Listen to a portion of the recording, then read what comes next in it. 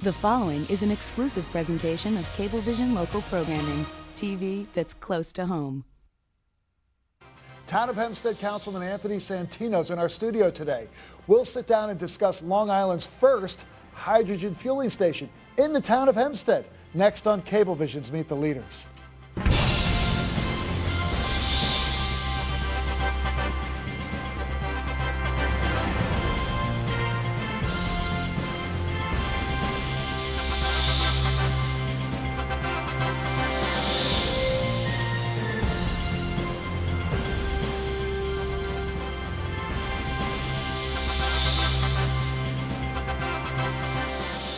Hello, I'm Pat Halpin, and welcome to Cablevision's Meet the Leaders, a program designed to inform and update you about your community and issues right here on Long Island. With us today is Town of Hempstead Councilman Anthony Santino. Councilman Santino, it's good to have you on Meet the Leaders. Pat, good to be here.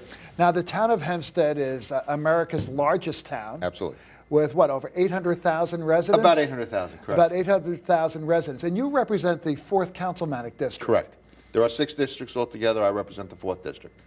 Now, you know, a number of years ago, that was a big legal fight that actually went all the way up through the federal courts. Correct. And eventually the courts ruled that these council districts, especially in a town the size of Hempstead, needed to be established. Do you think that's a good idea? Has it worked out as well as you had hoped? It's worked out just fine. We went from an at-large system, which worked well too, by the way. I mean, I don't want to disparage a system that worked very, very well for many, many years. But the district system has worked well. It's given local communities, I think, greater hands-on service. So there's a go-to person. There's a go-to that they person, have. right? Absolutely. So.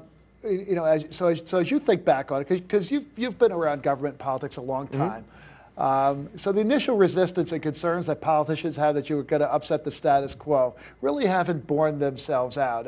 Do the council members work well together, even though you have Democrats now on the board as well as Republicans? We work well together. I have a great working relationship with Councilwoman Dorothy Gooseby, who's the lone Democrat on the board.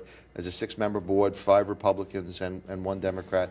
And Councilwoman Gooseby is a great and gracious lady. We work very, very well together. Because in all honesty, there really is.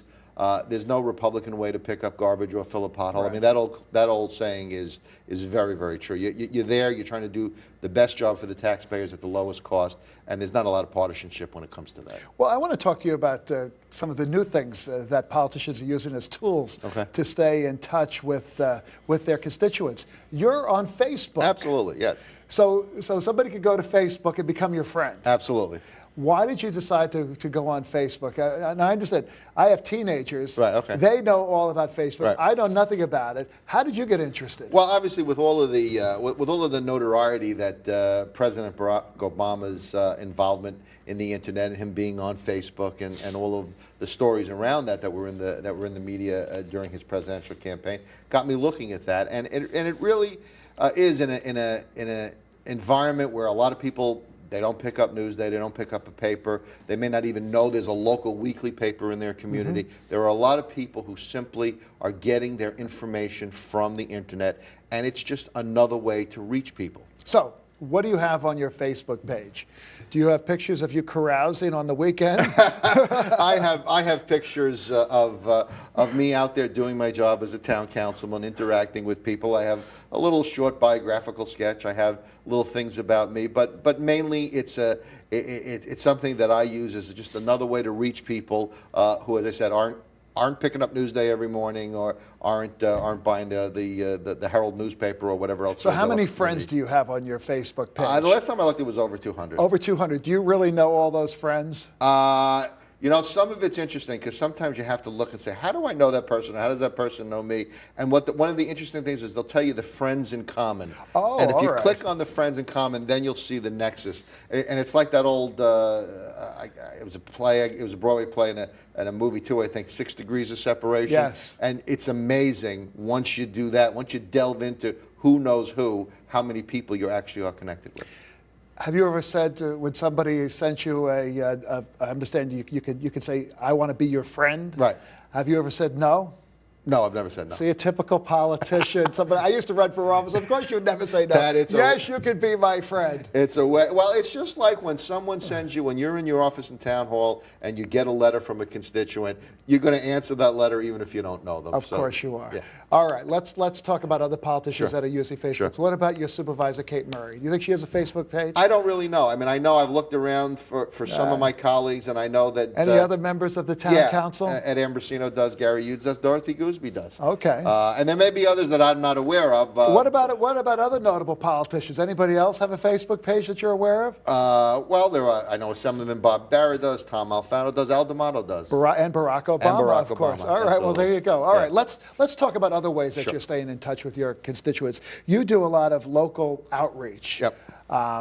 Tell us about your outreach efforts as you go through the communities in the 4th Council District. Well, being a councilman, and as you described it as the go-to guy in the community, particularly in an unincorporated area. In a village, there are mayors, there are village trustees, but in an unincorporated area, you are the most go-to person for whether it's a pothole, a street light out, an unkempt area with a lot of high grass and weeds. You are the person they think about.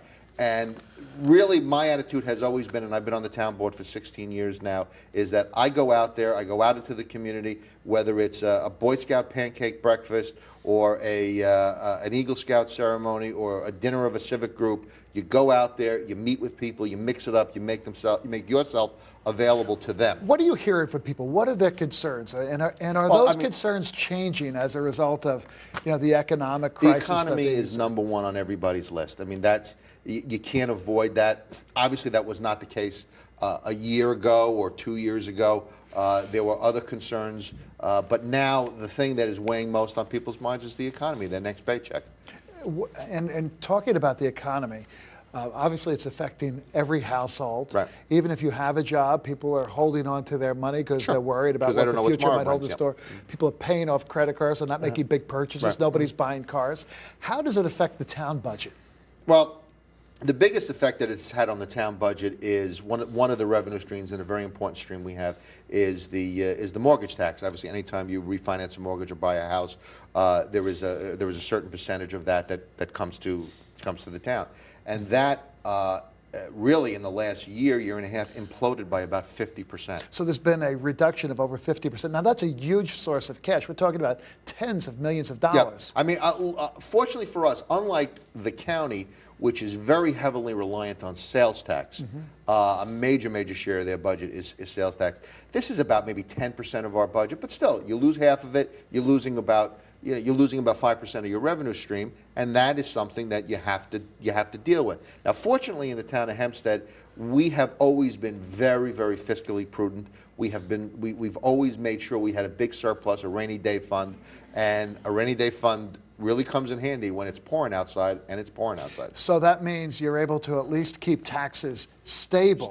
Right. And not see dramatic increases because you're able to utilize some of that rainy day fund. We're drawing down some of the surplus. Which is because for years, mortgage recording taxes were coming in at levels far higher than what towns budgeted. Absolutely, we always were very fiscally conservative in what we budgeted. We would budget a number that we thought was real, but a very conservative number. And for years, we were getting, we were coming in over that, and we were basically banking that. We'd be doing what any responsible family does, which is to have something on the side for if, God forbid, the breadwinner is disabled, can't go to work, and you have some kind of interruption in your revenue stream, you have something to fall back on. But it also means you didn't go on a spending spree. We did not go on a spending spree. Look, we've always done what we have to do in terms of keeping our parks nice, keeping our roads in good shape, but you always have to, in the good times, you always have to prepare for the bad times. Okay, we're going to take a short break. When we come back, we're going to continue our conversation with Town of Hempstead Councilman Anthony Santino,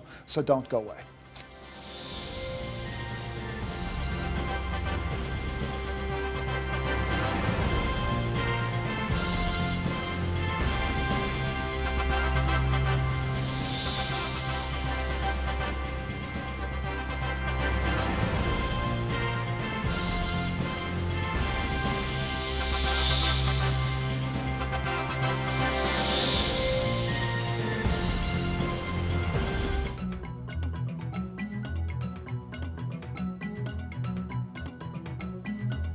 Please support Long Island Cares, the Harry Chapin Food Bank, Long Island's regional food bank since 1980.